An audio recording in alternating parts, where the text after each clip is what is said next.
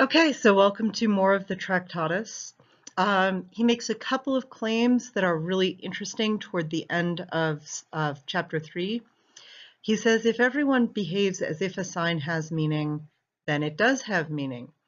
That's weird because that's very much like his later theory.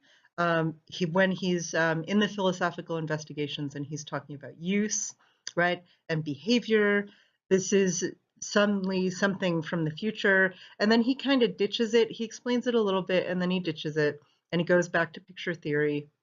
Um, and he goes on to talk about how picture theory is just solving all these philosophical problems left and right.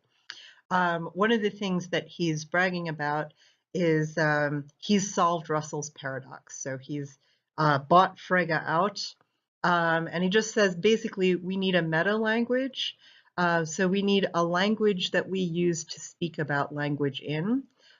English is one of those really pesky languages where it's very hard to tell if you are in the meta language or in English, because we talk about English in English. You can do this with any natural language, so it's a mess. And what you have to do formally is you have to state that you are in the meta language. If you are familiar with logic textbooks and you see a lot of Greek letters, that's when they're talking in the meta language.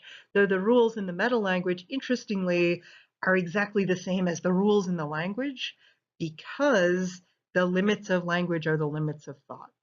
So he says we just need to stipulate that names cannot refer to themselves, and once names cannot refer to themselves, you end up with no set subset paradoxes, so you can't have sets of all sets that are or are not members of themselves.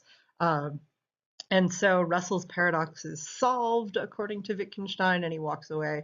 And I just think of like Russell reading this guy's dissertation being like, oh, you think you've solved my paradox, have you? It becomes one of the 6 or so very, very viable theories for the solution of Russell's paradox. You should ask me if you don't know what Russell's paradox is, and I will be glad to rant about it. For now, I'm going to assume that everybody knows, but we can talk about it in class or we can talk about it by email. He goes on, right? This picture theory of meaning is great because it shows how language disguises thought.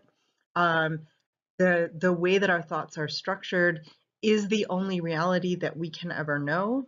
And the way that our sentences or our thoughts are structured shows us that reality because we cannot actually say it. Because, right, the structure of the meta language is just the structure of the language, is just the logical structure, right?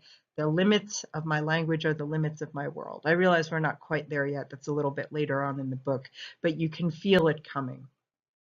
He's got a nice metaphor in book 4 where he talks about language mapping our thoughts, our understanding onto reality, just as musical notation maps to sound waves and to a recording.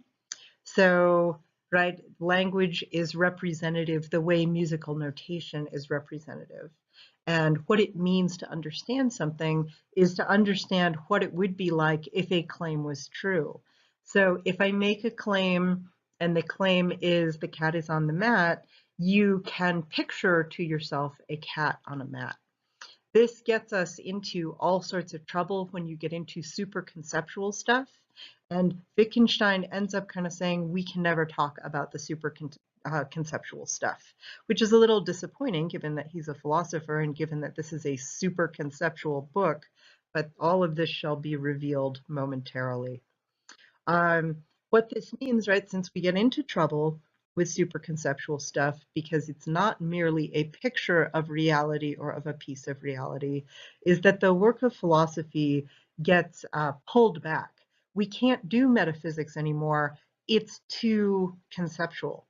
We can't really do epistemology anymore because that also is something that is, it seems like it should be in the meta language, but since epistemic theories are not really describing the set of facts in the world, they end up falling short of having meaning by this picture theory system. So, philosophy has become very limited by the Tractatus system.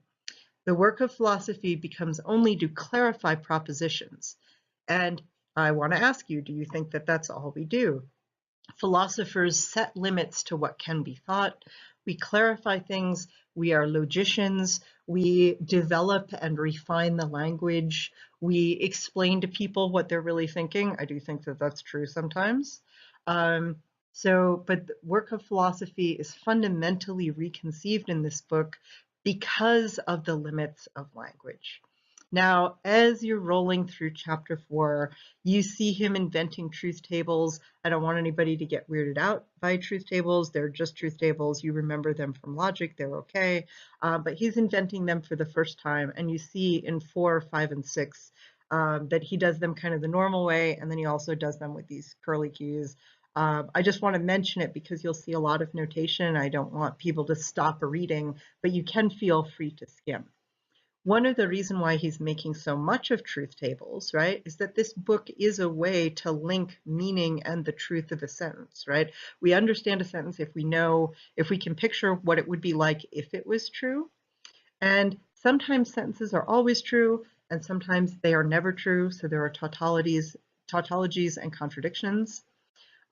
These are the boundaries of truth conditionality. So they're the boundaries of meaning. They have no sense. They tell us nothing about the world.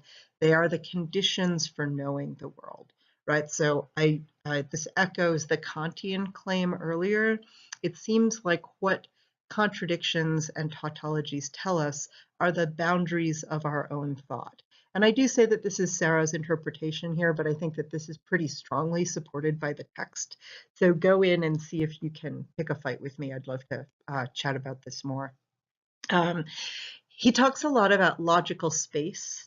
The quote from the book is that tautologies open up logical space and contradictions cancel all of logical space.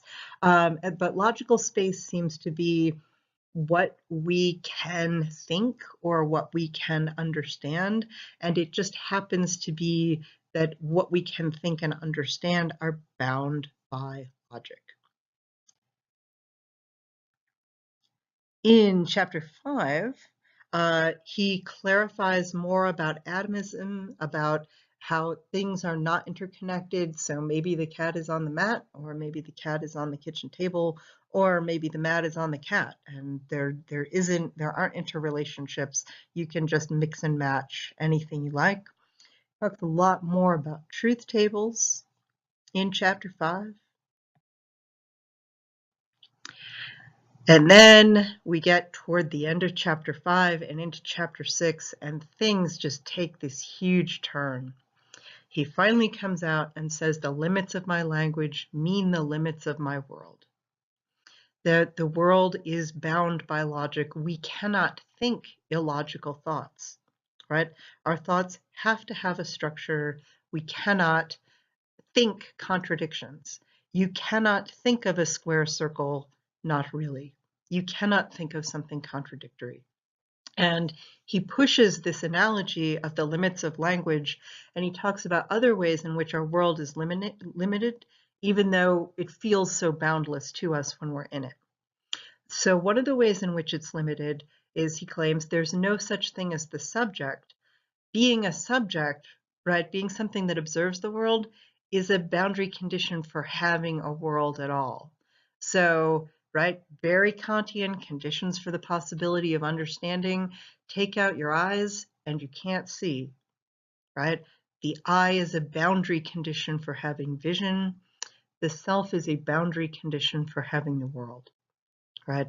The world is my world, not the world.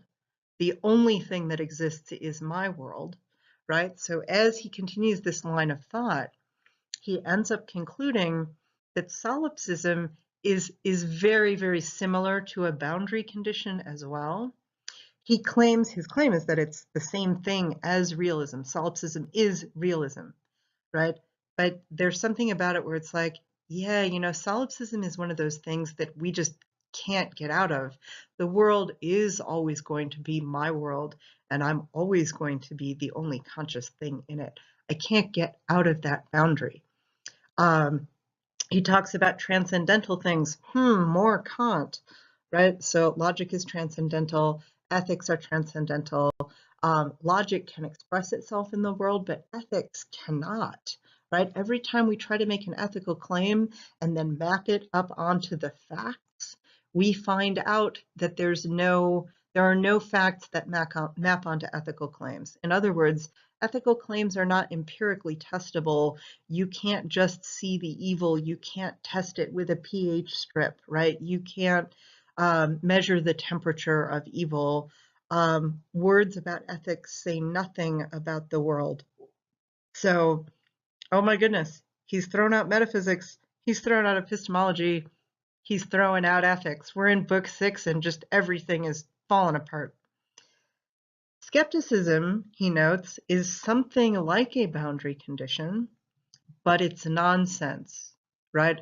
There is no way that you can actually pragmatically go through the world as a profound and fundamental skeptic. We don't do it, we can't do it, it's a boundary condition. So we're getting toward the end of the book here, and lo and behold, right, everything that philosophers ordinarily do is gone. And interestingly, he's not given up. He's just as happy as he can be. We've thrown out metaphysics, we've thrown out ethics, we've thrown out poetry for sure, and everything emotional, that all goes. And then suddenly he makes appeals to the mystical. It is not how things are in the world, but that the world exists at all. That is what is mystical, right? And suddenly he kind of makes little appeals. It seems like ethics is mystical. It seems like philosophy in general is mystical. And yet these are things that we can never talk about because they do not map onto the facts. So we're kind of doomed. Ooh, I'm running out of time here, but we're almost at the end of the book. Okay.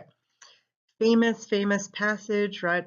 The end of chapter 6, right before chapter 7, right? He realizes that every sentence in the Tractatus is itself ultimately, mystical or nonsensical, probably nonsensical, because it's not a description of facts in the world, it's a description of the way language does or doesn't map onto facts in the world, which means that it's in a meta language, which means that it's never going to be factual, it's always going to be about language.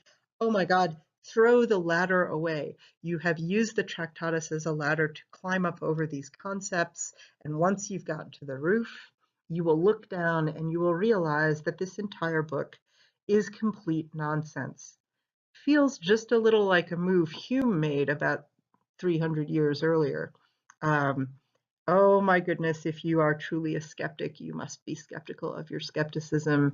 And if you insist that language maps onto the world and you make a claim that is about higher concepts or abstractions that cannot be tested for its truth value, then heavens to Betsy, there were no meanings in this book whatsoever. Of that which we cannot speak, we must remain silent. We've lost it all. There is no more task of philosophy. We have shown the way out of the fly bottle. There is nothing left. So what do you think? Do you like this Tractarian notion of language? Please pick some examples because the devil will be in the details. And I really do want to ask this big, broad, sweeping question because there are so many little pockets that we can get into regarding the atomism, regarding banning ethics in poetry, regarding the limits of my language being the limits of my world. There's a lot to talk about here, and I'm really looking forward to this week's discussion. I will see you Thursday so that you have time to listen to all of this. Bye.